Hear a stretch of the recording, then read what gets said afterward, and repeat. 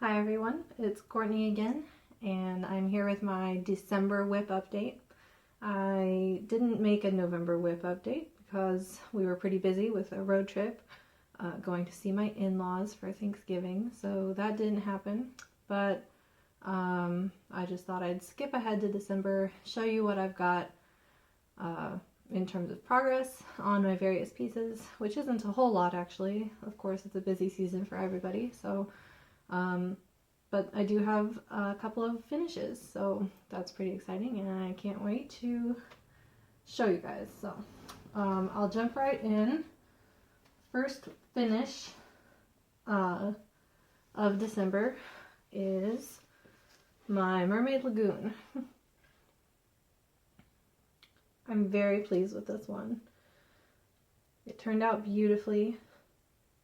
I haven't washed it yet, so I think especially the coral, the white coral at the bottom of the piece is maybe a little bit grimy, but I am going to wash it before I frame it. This was just a delight to work on. I loved it. The colors are so cheerful, and I've told you before that I really enjoy working in small blocks of color like this. It's easy to feel like you've made a lot of progress when you finish a whole fish, or you can do the project in sections and move along, and it's just very measurable and very cheerful. So this was a very exciting one to finish up. Got my signature at the bottom there as always. Pretty soon here I'm going to have to design a new one because the year is going to change. This is probably my last finish of 2015. I won't get any of my others done this year, I don't think. Yeah, so that's Mermaid Lagoon. And here I'll show you it side by side with Voyage. They are actually very similar widths. It doesn't look like it, but it's really the bow of the ship makes it so that Voyage takes up almost as much width-wise. I think maybe even a little bit more. It might be even a little wider than Mermaid Lagoon, but Mermaid Lagoon is quite a bit taller and fuller than Voyage, so it really looks like a larger piece. But when I was measuring them to figure out what size mats and frames I need, they're actually about the same width, but this one's much taller, so I actually went out today and got supplies for framing them. So I will frame them this week before my family comes for Christmas, and I'll have them hanging up in their final spots. Yeah, so I'm all ready to do that. I'll actually probably do that today, I think. So I'll show you what I got. I got this at Michael's. I got 2 of them. They both look just like this. So you can see the scale, I'm going to put it in here, and that'll leave about 2 inches on each side for a nice white mat board, which I also bought at Michael's. This was originally $35, but it was 60% off, and so I think I paid like $15 for it. And then I paid $8 for a big old piece of mat board, white mat board. Nothing special. So I'm gonna do that framing work today. It has glass in the frame, but I don't know if I'm gonna keep the glass or not. Feel free to offer your opinion about that in the comments down below. I'm not sure if the frame is actually wide enough, or deep enough, I mean, to have both, or all 3, like the glass, then the mat board, and then the foam core around which I will stretch my needlework. So I'm gonna have to extend the fabric on my needlework, just like Tara C talks about in her framing video. I'll put some scrap fabric around all 4 sides so that it's big enough to wrap around the foam core that I'll insert into the frame. So anyway, I don't know if it is deep enough. The frame came with this cardboard backing piece that has these little rotating teeth that dig in to the frame. So if all else fails, I can certainly not use the back, just take it out and put staples in or something, and then back it with brown craft paper. So we'll see, but if I don't have enough room, I might not use the glass, or maybe I'll decide I like the look better without the glass, because needlework is a very tactile art, and sometimes it's nicer to be able to access that with your sense of touch. It helps you appreciate the art more, so we'll see. Anyway, so in my next video, I'll probably give you a look at my FFOs, Mermaid, Lagoon, and Voyage. Maybe along with a snapshot of them in their final place in my powder room in my house. So I'm very proud of both of those. Happy to have them finished. Moving on, next I want to show you, sorry, both a finish and a haul, sort of. This is the first part of the Gingerbread Village from Country Cottage Needleworks. It's called Gingerbread Train. Check it out. This is finished, or this section is finished, but there will be 10 more sections around. There will be houses on the top and the bottom, and then I think little forest scenes on either side. So this design was released in October, and I've got myself on the list to automatically get each design as it comes out from my local needlework shop, which is Stitches from the Heart here in San Antonio, Texas. And so I do have the next design, the November design, which is Gingerbread Girl and Peppermint Tree, and I'll show you that one also.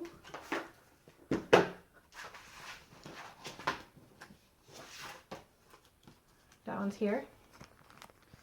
You can see that design. Comes with this sweet Jabco button. So that one goes here just to the left of the train. So I'll start stitching this one next probably. Now that I've finished Mermaid Lagoon, I was focusing all my crafting time on Mermaid Lagoon, so yes. So I've made great progress. This was really fun to stitch, and it was my first time using variegated floss, or not variegated floss, I've used that before, but hand-dyed floss, which has some variegation in it. You can see the train itself is made out of hand-dyed floss from either, I think, Classic Colorworks. I think it was from Classic Colorworks. I could probably tell you if I looked it up. And then the green also is hand-dyed. And I just love the way that the variation on the green part makes it look like the sun is hitting the roof of the train and, you know, shining off of it like that. I think that's a really cool effect. So I am missing part of it. There's going to be a button, a candy button that goes right in the middle of the middle car right there. But I'll put the buttons on at the very end when I'm totally finished, which is going to be probably in September or October of next year. So, yes, so that is a finish, sort of, a mini finish. And then the haul is this frame itself, actually. This frame was handmade by my wonderful husband. It was not a surprise for me. I was talking to him about wanting to do this piece as well as another one that's very large, and I told him how they don't carry scroll frames like this that are quite so wide at like Joann Fabrics or whatever, where I got my other kind of crappy scroll frame, and he was like, well, let's go get you some longer dowels. So we went to the store to get longer dowels, and he thought, well, I could really easily make some of those sidebars like you have. You know, that's not hard. And so he asked me what dimensions I wanted exactly, and I told him, and he made it for me. So that's pretty cool. He rounded out the sidebar nicely with his router, and I don't know. I don't even know what tools he used to do this, but I'm pretty pleased with it. And if any of you guys wanted more information about it, I'm sure that I could ask him about how you can make it. pretty easy though, I guess. The dowels just came from the big box store as is.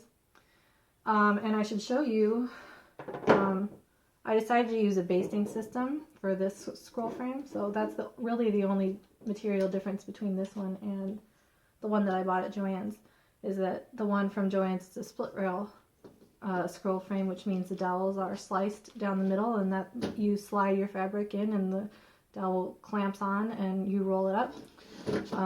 These dowels don't have slits in them though,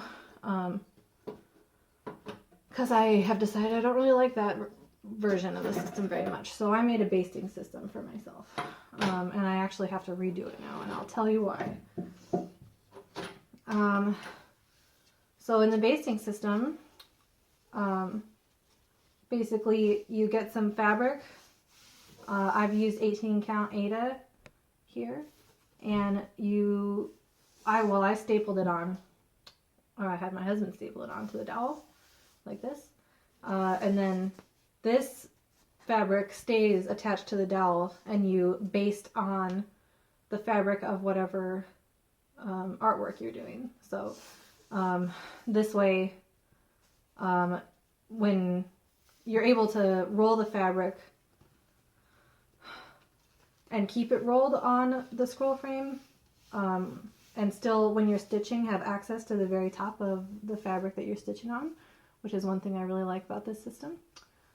And I think it keeps more even tension than the split rail system. With the split rail system, if you pull tight, your fabric can kind of tug out of one side and then become tilted or whatever. But with this, it's just much sturdier. It's not going anywhere.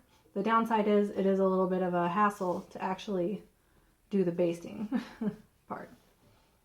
I've just sewn the linen onto the Aida, about one stitch every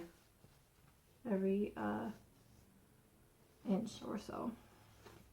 But I have to redo this, and I'll tell you why. I was looking for a long piece of Aida. The work that I want to start next, using the scroll frame, is actually longer. I mean, it's even wider than this linen is. It's going to be almost as wide as the dowel. And I couldn't find a piece of Aida that was that long. So what I did was I got a smaller one and I stitched two pieces of it together to make a long one. And I thought that would work great, but it has not. And the reason for that is because this seam, when it's all rolled up on itself, it makes a bump there in the fabric. So when you roll the linen up and try to get it tight on the scroll frame, there's a lump in the fabric here, which means a really tight ridge of fabric is kind of established there. And so that means the fabric gets very tight in the middle where this seam is, and then I'm not able to get tension out on the outsides. So that made it kind of frustrating to work on Gingerbread Train. I got it done, but I need to get a piece of Aida on here that is actually long enough where I don't have to have that seam in the middle. And then I'll have perfect tension, I'm pretty sure. And I actually did end up finding this guy. This is 18 count ivory Aida from a Hobby Lobby in Nebraska. And this is almost as wide. It's 30 by 36. I think this might be the shorter side, actually. So it's 36 inches long, which is almost as wide as the dowel. I think this Aida with two pieces sewn together is 34 inches. So this should do it for me. So I'm gonna, sometime probably this weekend or next weekend, while I have some time off, I'm gonna undo this basting and take the staples out and replace the Aida on my homemade scroll frame with a real long piece, so I won't have that tension issue anymore. So lesson learned if you're making a really big scroll frame. So yes. And the reason why I need a really big scroll frame, segue, is not actually for this piece, although this piece is actually pretty large, and so I do need dowels almost this long. But I'm planning in the new year to attack my very first Heaven and Earth design, and it is ginormous. It's ginormous. I think it's 28 inches wide. Like the actual stitched part is 28 inches wide. Yeah, it's like 750 stitches wide by like 550 stitches tall. And so it's like 500,000 stitches. I'm a little bit intimidated by it, but I'm gonna get going on it. I really want to try out the parking technique, which I've never done before. So anyway, I've got plans to start that in January. Yeah. And I will show you a picture of it. I'll put a picture in right here. It's actually called Dressmaker's Shop. And I'll put the name of the artist in the footnote because I can't recall it off the top of my head right now. Nor could I probably pronounce it. So yeah, I found this design on the Heaven and Earth website. I really wanted to attempt a large cross stitch like this, and it was difficult for me to find a design that I liked on Heaven and Earth because so many of the designs are fantasy focused, and I'm not a big fantasy person, and that's not really the decor or the attitude in my house. So I had to do a lot of digging, and I looked at every single picture on the Heaven and Earth website, I'm pretty sure, and I fell in love with two of them. This one and another one that's a flower design that I'll probably do, who knows when, but I'll do it at some point. And so yes, I have plans to start that, and so I needed a huge scroll frame to work that on, and so that's why Sam made this for me. I still have to get the fabric for it. I'm pretty sure that I'm going to use 25 count Magic Guide Aida and stitch it 2/1 continental tent stitch.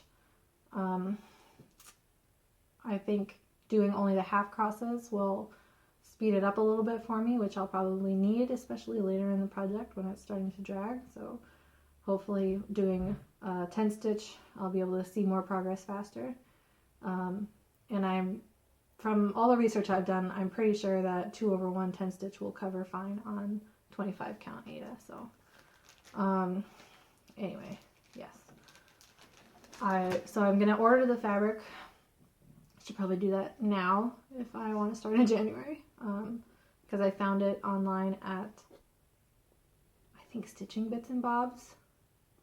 Is that a British store? It was a British store. And so it has to ship from the UK. So anyway, waiting on the fabric, but I've started getting the floss, and I'll show you.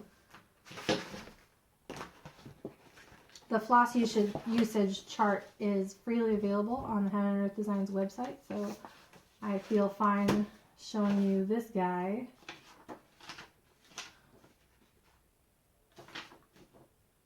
Oh yeah, Tula Burger is the name of the designer. It's on this paper. Let me see here. Yeah, here we go.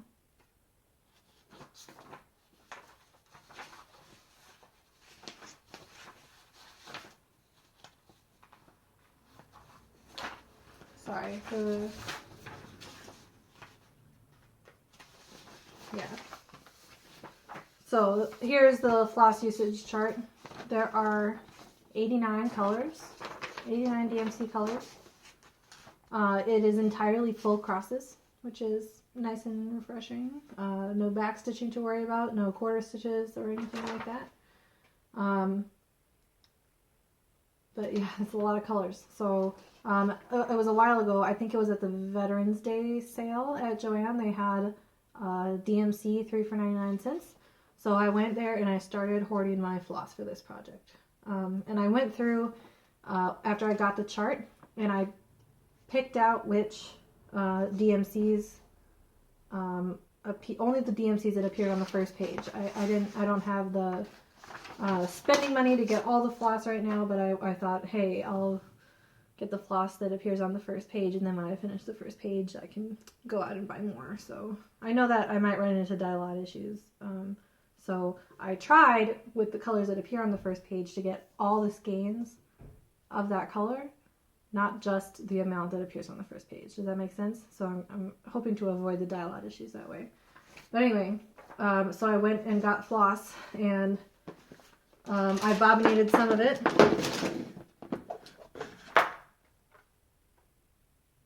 In here, yeah. And I'm using my labeling system, so this is going to take me a while for sure.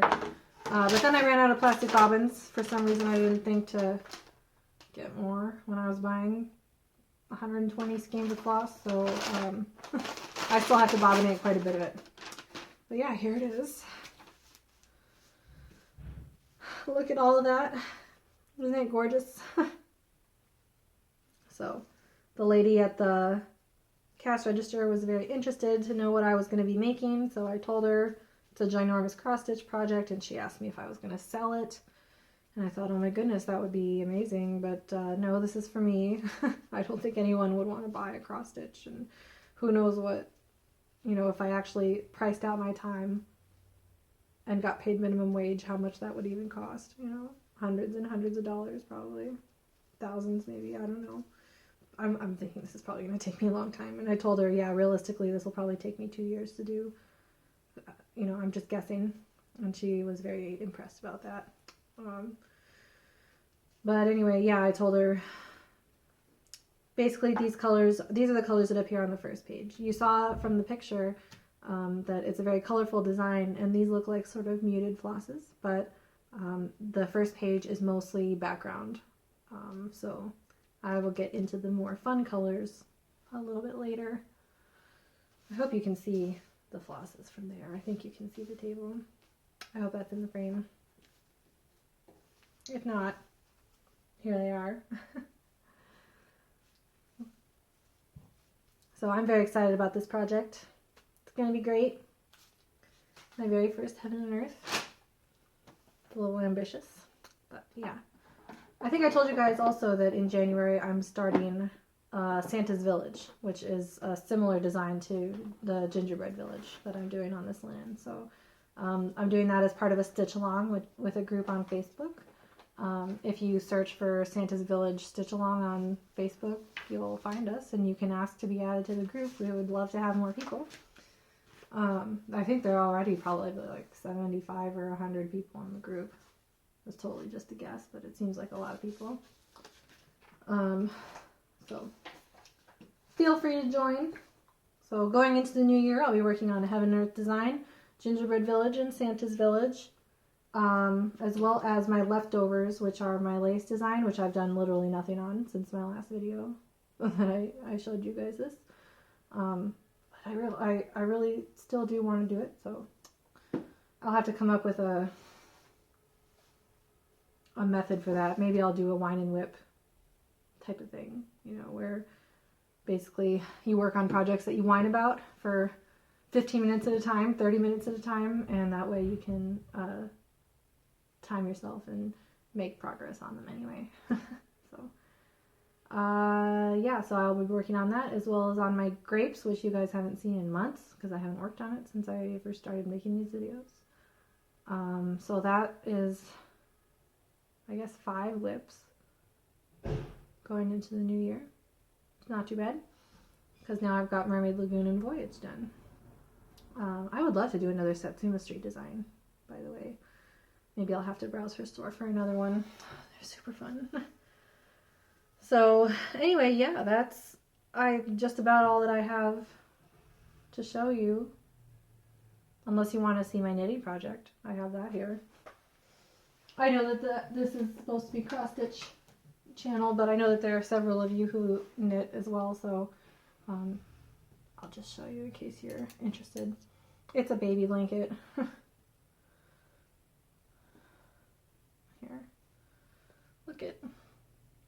I started this at Thanksgiving when I was at my in-laws' place, my mother-in-law said she wanted to learn how to knit. And I actually told her about this channel, so I know she watches sometimes. Hi, mother-in-law, if you're watching. But yeah, so I actually have knitted before, and so I, you know, taught her a little bit, and we were practicing together making baby blankets because they're simple and square. So this one's mine. It's got a pretty cool leaf design on it. The yarn is really soft. Yarn, the brand is called Hint of Silk. It's from a Hobby Lobby. I love it. Anyway, yeah, so that's also been taking up a little bit of my crafting time. Not too much though. I want to keep focusing on cross stitch, I think, for the near future. So anyway, yeah, that's all I have to show you today. I hope that maybe you guys were able to get some stitching done while you were watching me. If you did, let me know. It brightens my day to know that. I'll talk to you in the comments. Until next time, happy stitching.